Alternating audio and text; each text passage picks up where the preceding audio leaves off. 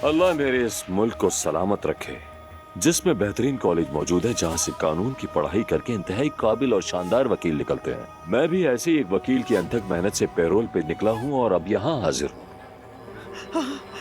पुरसुकून रहो खुदा के लिए। आने दें इसे, आने दें। अगर इसे अपने चचा पर हाथ उठाने पर शर्म नहीं आती तो इसे आने दें। मेरे कहा था ना कि इस घर के करीब भी मत आना। बेटी, तुम इस घर में क्या करने के लिए आए हो? दफाओ जाओ यहाँ से। अदनान, छोड़ो इन्हें, अल्लाह इनसे खुद ही हिसाब लेगा। अदनान, खुदा के लिए छोड़ दो इसे बेटा, वरना मैं तुम्हारा साथ देने पर पछताऊंगी। निकल जाओ यहाँ से, निकल जाओ वरना बात बिगड़ जाएगी। मैं यहाँ अपनी बीवी और बच्चों को देखने आया हूँ। वो तुम्हारी शक्ल तक नहीं देखना चाहते, ना तुम्हारी बीवी ना तुम्हारा बेटा, कोई भी नहीं। अब वो मेरा खानदान है, मैं उनका ख्याल रखूंगा और तुम्हारे होने वाले बच्चे का भी। वो जान भी नहीं पाएगा कि तुम उसके बाप हो। मेरे खानदान का फैसला करने वाला तुम कौन होते हो? तुम्हारा कोई खानदान नहीं रहा, ये अब मेरा खानदान है।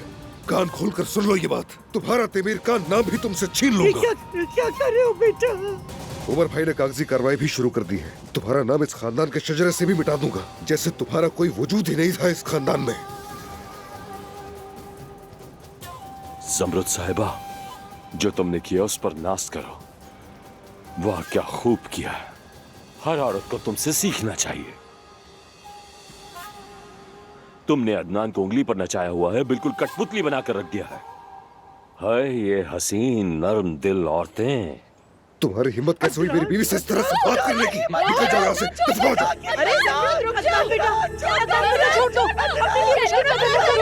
आजा बेटी, आजा जल्दी।